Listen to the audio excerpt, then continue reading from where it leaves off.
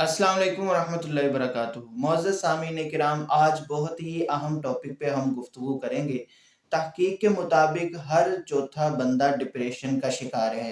तो आइए हम इस्लाम और जदीद तहकीकात की रोशनी में इस पर गुफ्तगू करते हैं और इसके इलाज पर हम तफसीलन गुफ्तगू करेंगे कि इसके क्या क्या इलाज हो सकते हैं। सबसे पहली बात तो ये ज़हन नशीन रखिए कि अल्लाह ताला ने इस कायनात को पैदा फरमाया और इसमें फिर मुख्तलिफ तरह के लोगों को पैदा फरमाया। किसी को मालिक बनाया तो किसी को नौकर बनाया, किसी को औलाद अता की, किसी को औलाद से महरूम रखा, किसी को अमीर बनाया तो किसी को गरीब बनाया। इसी तरह बहुत सारे लोग सेहतमंद हैं और बहुत सारे लोग बीमारी में मुब्तला हैं। और इसी तरह हम बहुत सारे इख्तलाफात लोगों में देखते हैं। इसी तरह स्टूडेंट्स में आप देख लें कि बहुत सारे स्टूडेंट्स वो ज़हीन होते हैं और अच्छे नंबर लेते हैं और आसानी से बहुत सारी चीज़ें याद कर लेते हैं। और बहुत सारे तलबा ऐसे होते हैं कि जिनके ज़हन कमज़ोर होते हैं, वो उतनी अच्छी कारकर्दगी नहीं दिखा पाते जितनी अच्छी कारकर्दगी दीगर तलबा दिखा रहे होते हैं। इसी तरह आप हर शोबे में देखें तो आपको ये इख्तिलाफात नज़र आएंगे। लेकिन हम बिलखुसूस बात करेंगे उन अफराद पर कि जिनमें कहीं ना कहीं कुछ ना कुछ कमी रह जाती है। तो आया कि वो कमी रह जाने की वजह से उनको क्या करना चाहिए।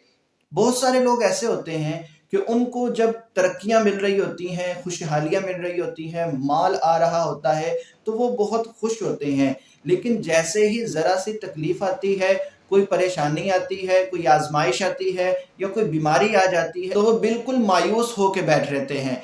अल्लाह रब्बुल इज़्ज़त ने ऐसे लोगों का अपने कुरान पाक में भी जिक्र फरमाया।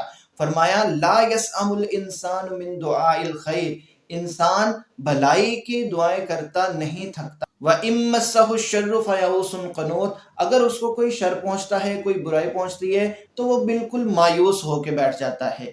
तो ये भी बाज लोगों का एक अलमिया होता है कि अगर उनको खुशहालियां मिल रही हैं तो वो बहुत खुश होंगे और फूले नहीं समाएंगे। लेकिन जैसे ही जरा सी तकलीफ आती है तो बिल्कुल उनका जो रवैया होता है वो नागुफ्ता भी होता है। लिहाजा ऐसे नहीं करना चाहिए। अगर अल्लाह ताला की तरफ से नेमतें आ रही हैं तो उसका शुक्र अदा करना चाहिए और अगर कभी कोई तकलीफ आ जाए तो सब्र करना चाहिए। और सब्र के हवाले से भी मैं अर्ज करता चलूं, बाज लोग अपने दिल की सारी भड़ास निकालने के बाद कि हमारे साथ ये हो गया, ये मामला तो हो गए और सारा कुछ जिक्र करने के बाद लास्ट में कहते हैं कि भाई हम तो सब्र ही कर सकते हैं।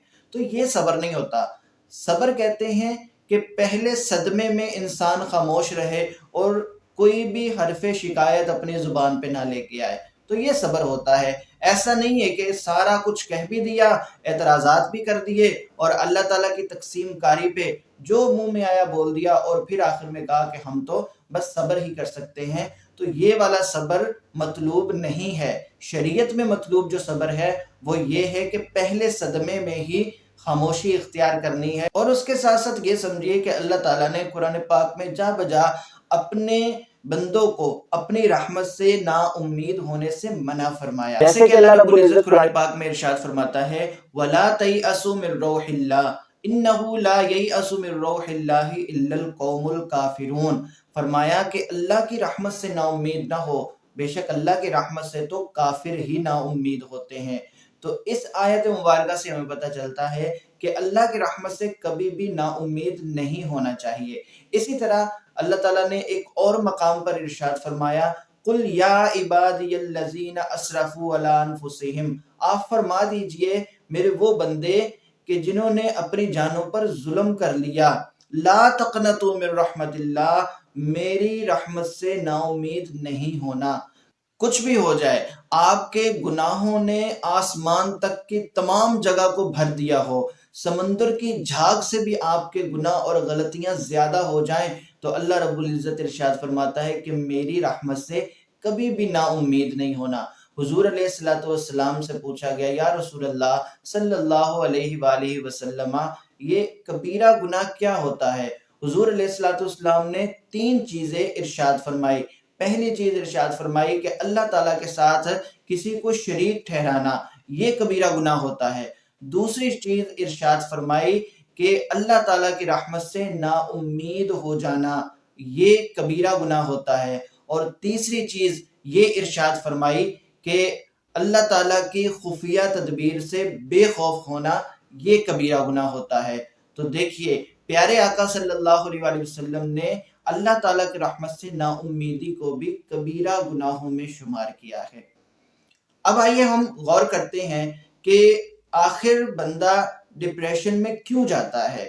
جدید تحقیقات کی روشنی میں اس کی جو وجوہات سامنے آئی ہے ان میں ایک یہ ہے کہ کوئی انسان جب مسلسل دباؤ میں رہتا ہے تو وہ ڈپریشن میں چلا جاتا ہے، اور دوسری وجہ یہ بیان کی گئی ہے کہ اگر کوئی بندہ اپنی پریشانی کسی کو بتائے نہیں تو اس نہ بتانے کی وجہ سے بھی وہ مایوسی کا شکار ہو جاتا ہے۔ لہٰذا اس میں یہ کر لیا جائے کہ اگر آپ پریشان ہیں، کوئی بھی پرابلم ہے، اس کو کسی نہ کسی سے ڈسکس کر لیں، کسی کو بتا دیں، کسی سے مشورہ کر لیں، اس سے آپ ہلکے پھلکے ہو جائیں گے، اور وہ جو دباؤ اور وہ جو بوجھ آپ کے دل اور دماغ پہ بڑھتا چلا جا رہا ہے وہ بہت کم ہو جائے گا۔ اور بالخصوص ایسے لوگوں سے آپ نے دور رہنا ہے جو آپ کو مایوس کرتے ہیں۔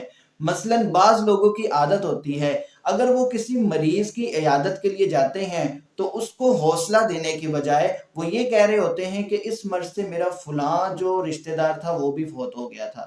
اب وہ بیچارہ مریض پہلے ہی اس کی مرض شدت اختیار کر چکی ہے، وہ پہلے ہی بہت پریشان ہے، اور یہ جو شخص پاس بیٹھا ہے اس کو اور نا امید کیے جا رہا ہے کہ بھی ہمارا بھی فلاں بندہ اسی مرض میں مر گیا تھا، تو اب وہ بھی یہی سوچے گا کہ بس میں بھی مرنے والا ہوں۔ اسی طرح بعض لوگوں کو کاروبار میں نقصان ہو جاتا ہے تو بعض لوگ اس پر یوں کومنٹس کر رہے ہوتے ہیں کہ یہ کاروبار نہیں چلنا، اس میں نقصان ہی ہونا ہے، کوئی اور کام کر لو، اس طرح کر کے اس کو تاثرات دے رہے ہوتے ہیں جس کی وجہ سے وہ بالکل نا امید ہو جاتا ہے۔ اسی طرح بہت ساری چیزوں میں بعض لوگوں کے جو تاثرات ہوتے ہیں وہ بالکل ہوپ لیس ہوتے ہیں، تو لہٰذا یہ جو امیدیں توڑنے والے لوگ ہیں نا ان سے آپ کو دور ہو جانا ہے، ان کے پاس نہیں آپ نے بیٹھنا، اور جو امیدیں دلانے والے لوگ ہیں آپ ان کے قریب ہو جائے، انشاءاللہ آپ مایوسی سے بہت جلد نکل آئیں گے۔ دعا ہے کہ اللہ رب العزت ہم سب پر اپنا خصوصی فضل اور کرم فرمائے، آمین بجاہ النبی الامین صلی اللہ تعالی علیہ وآلہ وسلم۔